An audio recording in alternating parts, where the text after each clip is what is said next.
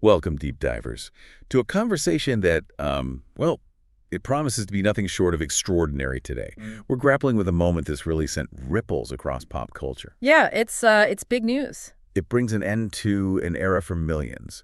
The news, of course, of Terry Jean Bollea's passing, the man we all knew universally as Hulk Hogan.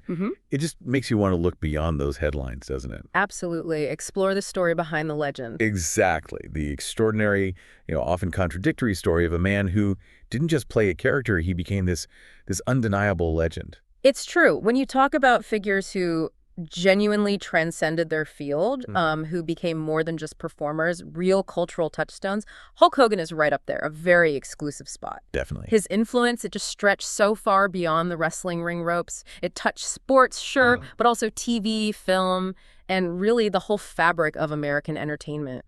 He had this unique blend, didn't he? Athleticism, incredible showmanship, just raw charisma. It let him connect with audiences globally in a way that was, well, pretty rare back then, and maybe even now. Absolutely spot on. So for this deep dive, our mission really is to unpack that incredible arc of his life.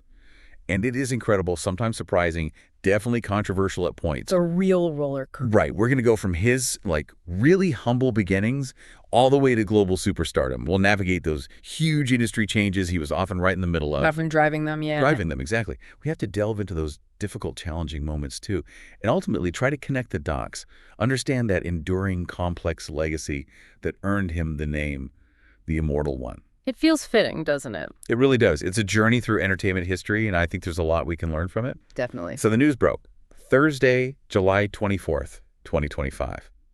And for so many people, myself included, it felt like this unexpected jolt, a sudden shift in the cultural landscape you thought you knew. Yeah, it stopped you in your tracks. Terry Jean Bollea, the man who put on the yellow and red, became Hulk Hogan. Gone at 71.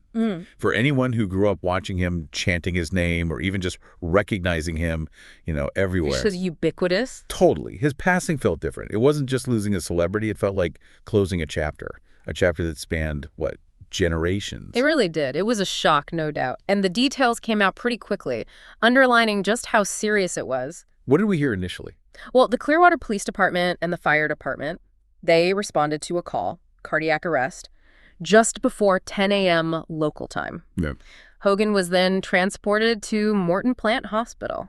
And tragically, that's where he was pronounced dead. The speed of it all, the way the news spread on everywhere, social media, news outlets, it just showed how deeply ingrained he was. Yeah, it was instant everywhere. Yeah. And the official confirmation followed pretty quickly, didn't it? Kind of dispelled any, is this real thoughts.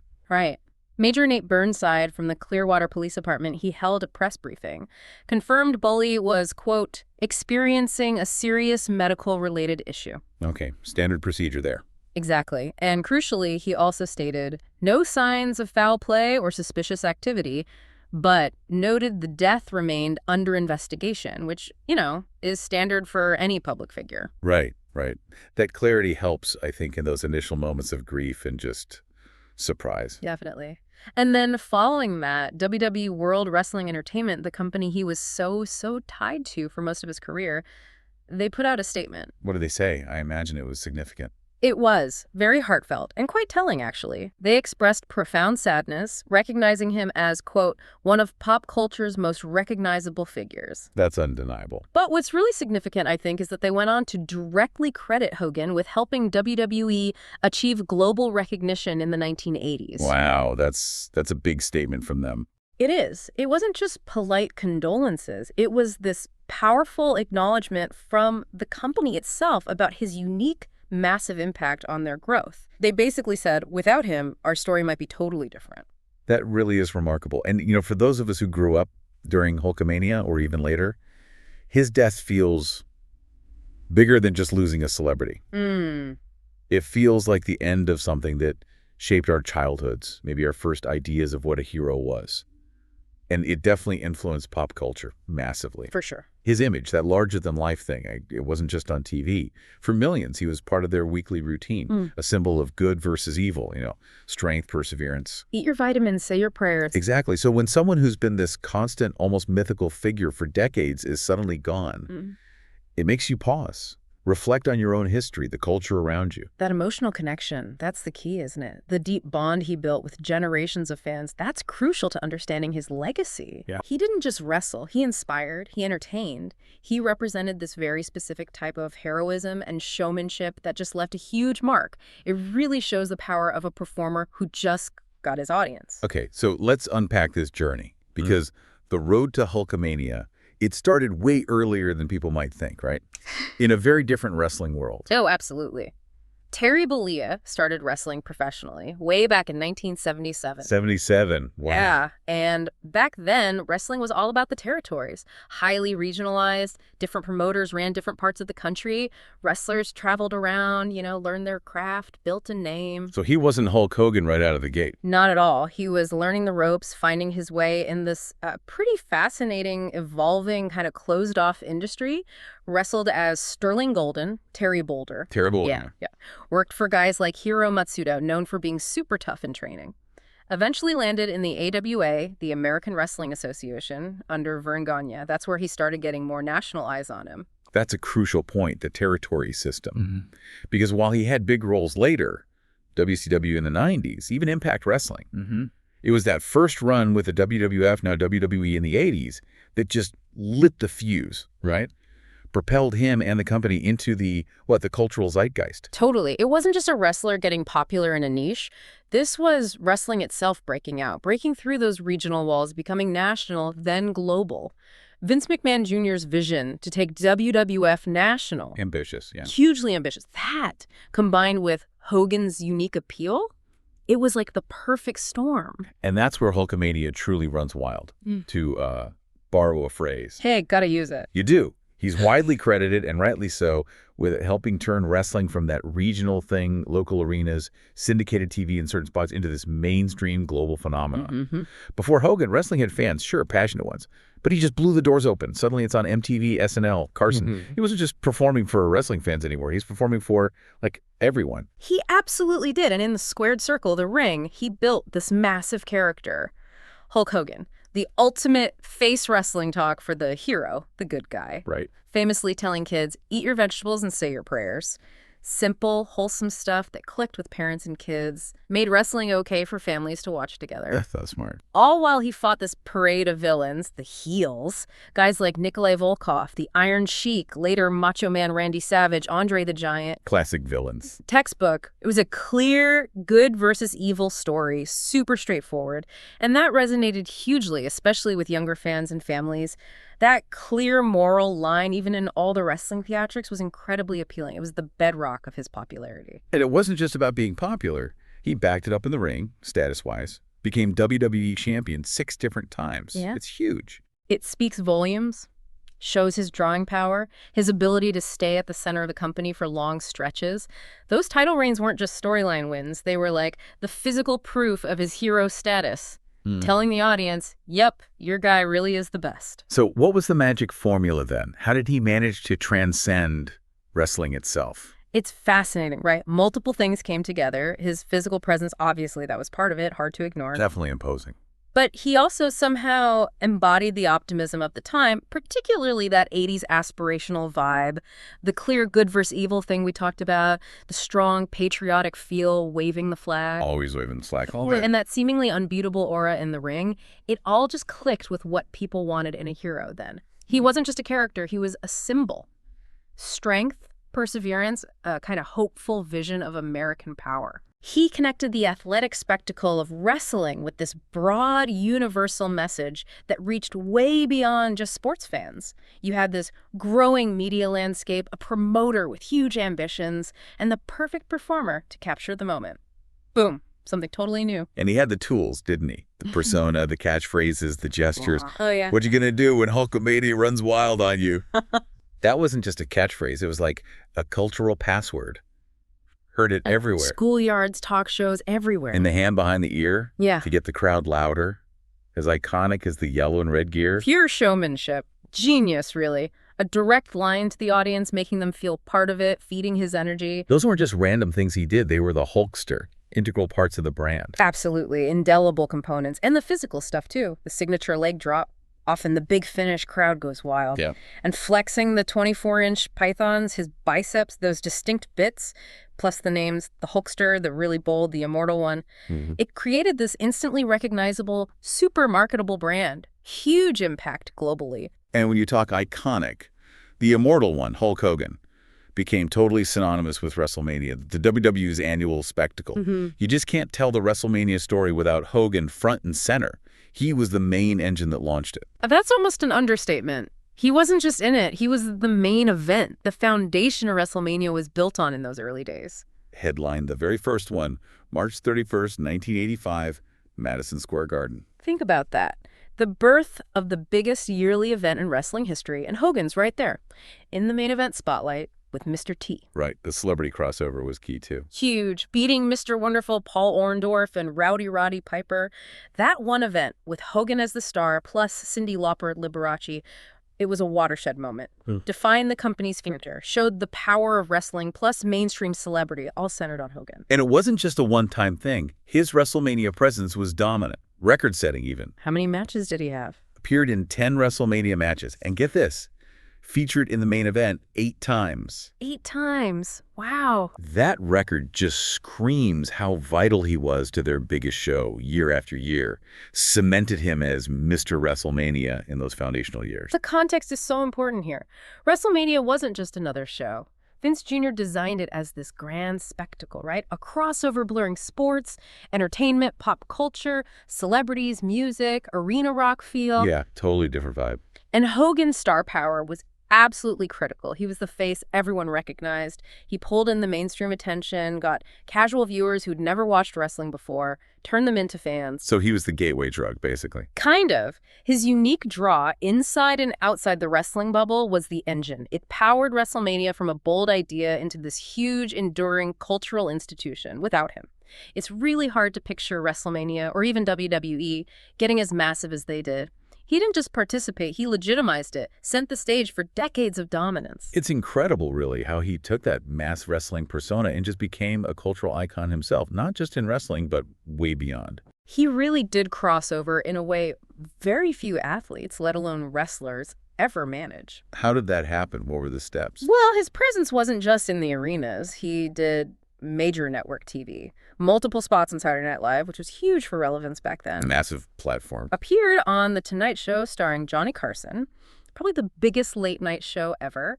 And these weren't quick cameos. He'd show up as Hulk Hogan, full gear, full character, bringing it to this wider, non-wrestling audience, made him familiar, accessible. And movies, too, right? He branched out there. He did. Dip his toe in, then kind of dove in. Yeah. Famously had that brief but super memorable role in Rocky III as Thunderlips. Oh, yeah. Thunderlips, the ultimate male versus the ultimate meatball. Exactly. That alone put him on the big screen globally.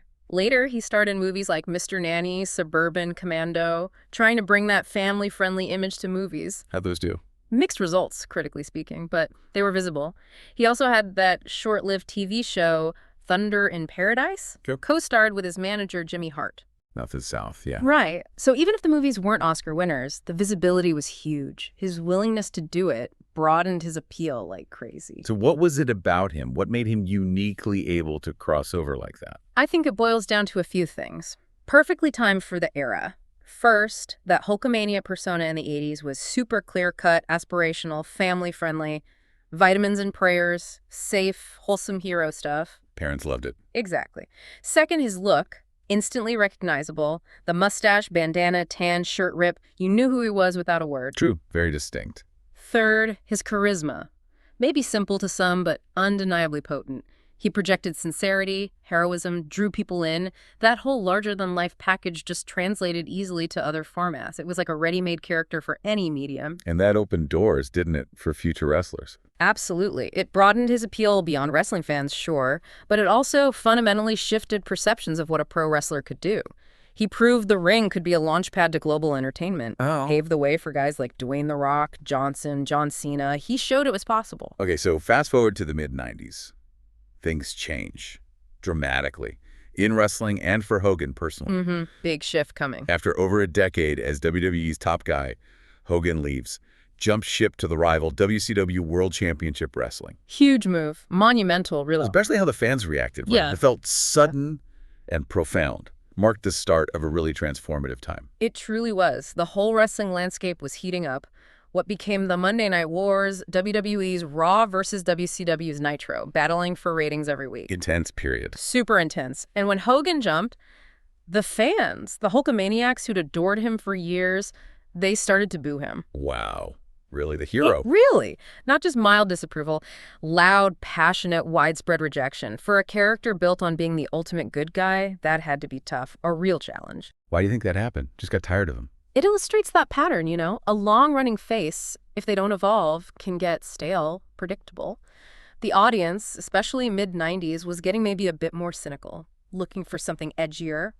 The stage was set for either a fade-out or something radical. And boy, did he go radical. This is where it gets really interesting. For him, for the whole industry. Buckle up. Hogan changes the game again. Maybe even more profoundly than Hulkamania. That shocking transformation into the evil, arrogant Hollywood Hogan. Chills just thinking about it. This wasn't just new gear or a bad attitude. In 1996, for the first time ever in his career, Hogan was the villain, the bad guy, a total swerve nobody saw coming. It was audacious, transformative, not just for him, for everything. The moment at Bash at the Beach, 96, walks out, joins Kevin Nash and Scott Hall, drops the leg on Randy Savage, forms the New World Order, the NWO. Sent shockwaves, right? Massive shockwaves. He became the leader of this disruptive, anti-establishment group in WCW. The implications were huge, immediate. It shattered the old good guy, bad guy thing, added layers of complexity, cynicism to his character. No more vitamins and prayers. Definitely not. He was cunning, arrogant, manipulative, dangerous. It totally revitalized interest in him, injected this crazy energy into the whole industry, directly challenged WWE, ushered in the Attitude Era vibes. It wasn't just a character change, it was a fundamental shift in wrestling storytelling.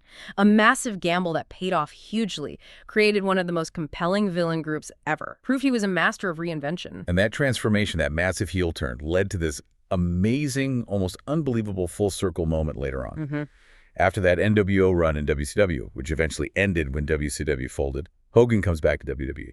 2002. The return. And what happens? He faces off against the new top star, Dwayne "The Rock" Johnson, at WrestleMania X8 in Toronto. Icon versus icon. And the crowd.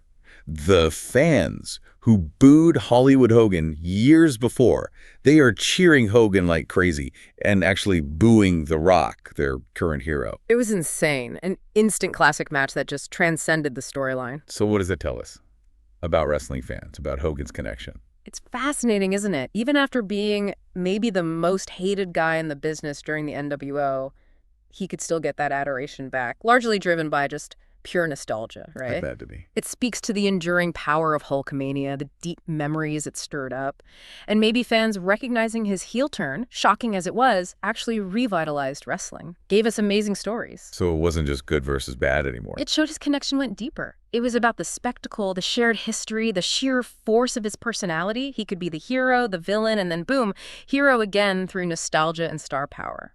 Fans went along for the ride, proved his unique ability to just play the audience. Living so much life under that intense spotlight.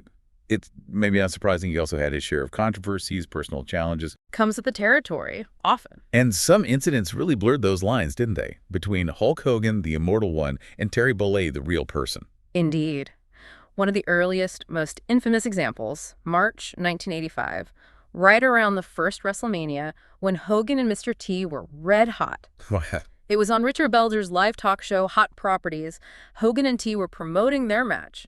During the segment, Hogan, apparently trying to prove wrestling wasn't fake on live TV, put Belzer in a front headlock, like a guillotine choke. Oh no, on live TV. Yeah, and the result, Belzer passed out, cold, hit his head on the floor, got injured. Genuinely dangerous, scary moment. Wow. What were the consequences? Big ones. Belzer sued Hogan for injuries. The lawsuit eventually settled out of court in 1990. The amount wasn't disclosed, but it happened. So that incident, it's like an early glimpse Yeah.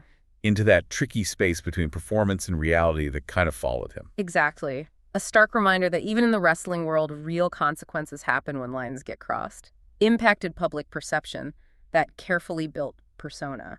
Right. Okay, fast forward to 1994. His image takes another hit. A significant one, yeah. This involved a big federal case, cast a shadow over the whole industry. The feds accused WWE chairman Vince McMahon of illegally giving wrestlers anabolic steroids. The steroid trial. Big news back then. Huge. Brought the inner workings, the physical pressures, the potential dangers of wrestling right into the spotlight. Suggested the biggest stars might be involved in illegal stuff. And Hogan's role in that. As the biggest star for a decade, he was called to testify. Under oath, he admitted he had taken steroids. But, and this was crucial, he denied doing it at McMahon's direction. Tried to separate his actions from the company head. What was the outcome of the trial? McMahon was acquitted. Huge win for WWE. But public perception of wrestling, and definitely stars like Hogan, took a hit. Raised questions about the industry culture, what performers did to get those physiques. So the steroid scandal raised these really serious, complex questions about the physical toll, the pressure. Absolutely. The immense demands, the pressure to look superhuman in a business built on larger-than-life stars, and the whole culture around performance enhancers back then. Even with McMahon acquitted, Hogan's testimony shone this uncomfortable light on steroid use in the industry. It was a major moment of scrutiny for him and wrestling overall. Fueled debates about athlete safety, the risks involved. Then, jump ahead again, 2012. Hogan's back in the news. Different kind of scandal. Not wrestling related this time. This went way beyond wrestling. The online media company Gawker published parts of a sex tape. Involved Hogan and the then wife of a friend. That was explosive. Yeah. Privacy, celebrity, digital media, all wrapped up in one. It really was. Hogan sued Gawker immediately for invasion of privacy, argued publishing the tape was a flagrant violation. What came next was this landmark legal fight, captivated everyone, set precedents. What was the result of the lawsuit? March 2016, a Florida jury awarded Hogan an incredible $140 million judgment. Now, Gawker declared bankruptcy after that, so he didn't get the full amount. But Hogan eventually settled with the company for a still massive $31 million. What were the implications of that case? It felt bigger than just Hogan versus Gawker. Huge implications. Shaped discussions about privacy in the internet age, the rights and vulnerabilities of famous people, the power and responsibility of online media, really highlighted the challenges of living in this hyper-connected world, even for someone as famous as Hogan. And then, maybe the most damaging controversy for his image. 2015. This one hit hard. A recording from 2007 surfaces. Hogan making racist remarks, using the N-word, in a private conversation. It came out during the Gawker lawsuit discovery. Sent shockwaves everywhere. Understandably, the reaction was immediate and severe. What happened? As soon as those remarks went public, the backlash was intense.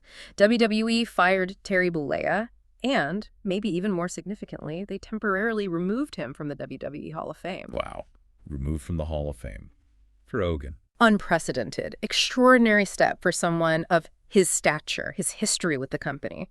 Showed just how serious the offense was, how the company needed to distance itself fast from that kind of language.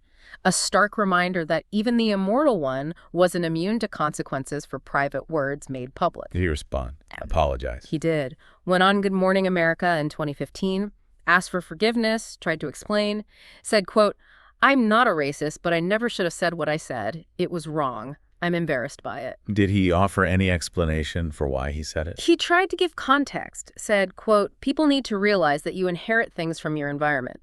And where I grew up was South Tampa, Port Tampa, and it was a really rough neighborhood, very low income. And all my friends, we greeted each other saying that word." It's a pex. It really is. Yeah. That incident, his explanation, it raises big questions for us, for you, the listener. What does it tell us about accountability, forgiveness in the public eye? His attempt to explain through his upbringing, it highlights these complexities, right? Personal history versus public expectation, moral standards.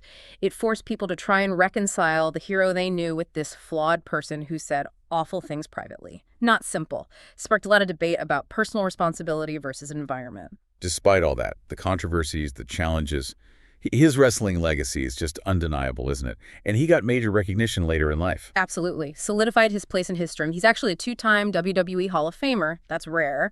Speaks volumes about his career. 2 times. How does that work? First time, 2005.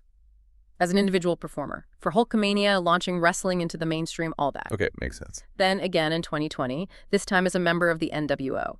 Recognizing the huge industry-changing impact of that villain group he led in WCW. So acknowledging both sides, the hero and the villain. Exactly. The double induction shows his impact spanned different eras, different characters, both critically important, transformative, Shows his ability to stay relevant, influential, even as totally different personas. Testament to his reinvention skills. And even after he stopped wrestling full-time, he stayed connected, visible. Didn't just disappear. He was reinstated by WWE in 2018.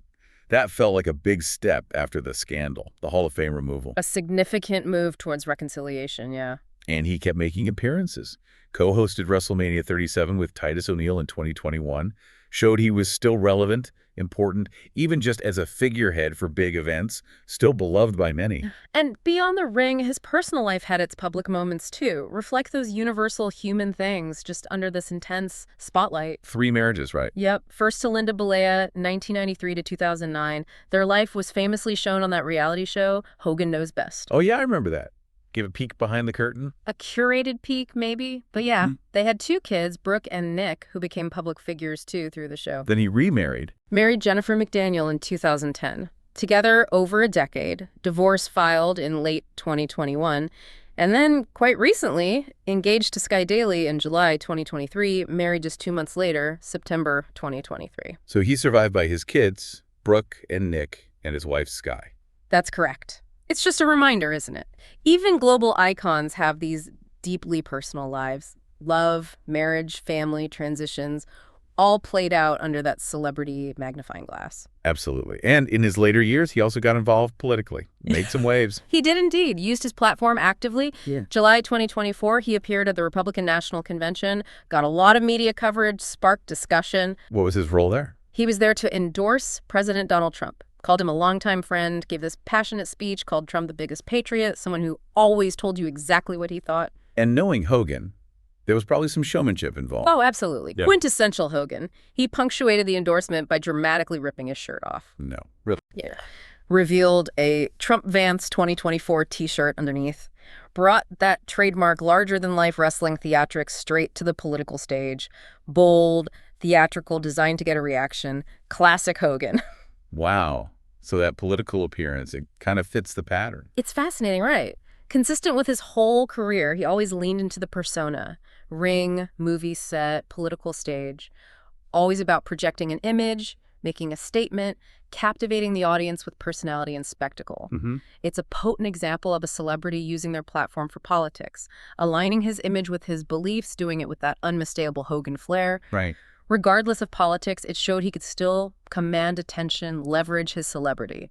The Immortal One persona was adaptable to pretty much any stage. It's truly incredible when you try to summarize the sheer breadth, the complexity of his impact. It's a lot to take in. From crafting that character early on, then almost single-handedly turning wrestling mainstream global, to navigating those deep, sometimes painful controversies. Yeah. Yet somehow always staying relevant, reinventing, keeping that powerful connection with audiences, generations of them. He did loom larger than life, seemed to constantly defy expectations. He was, like you said, a master of reinvention, understood narrative, the audience pulse, the power of spectacle, maybe better than anyone in his field. He didn't just do wrestling, he personified it for decades, through its highs, its lows.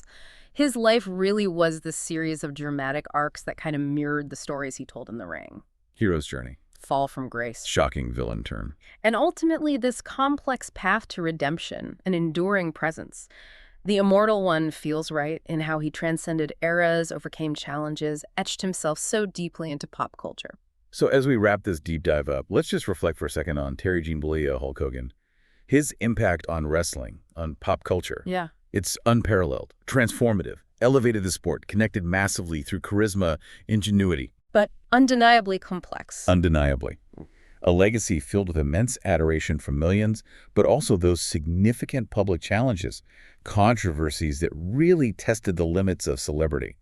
Shows how multifaceted fame is, how public perception constantly shifts. And that brings us to maybe a final thought, something for you, the listener, to mull over. Yeah. What does the enduring, often contradictory legacy of someone like Hulk Hogan, someone who reached incredible fame but also faced profound public reckoning, tell us about celebrity itself? Especially now in our hyper-connected world. How do we reconcile it all? Exactly. How do we as individuals piece together the different versions of an icon, the hero, the villain, the flawed human being? How do we form a complete, nuanced understanding? That's a big question. worth thinking about long after this deep dive ends. These public figures, they shape culture, but culture also reacts, consumes, reshapes its heroes, constantly redefining what it means to be an icon. It's a continuous loop. It really is. Well, thank you for diving up with us today on This Incredible Life. Thanks for the conversation. We'll catch you on the next one.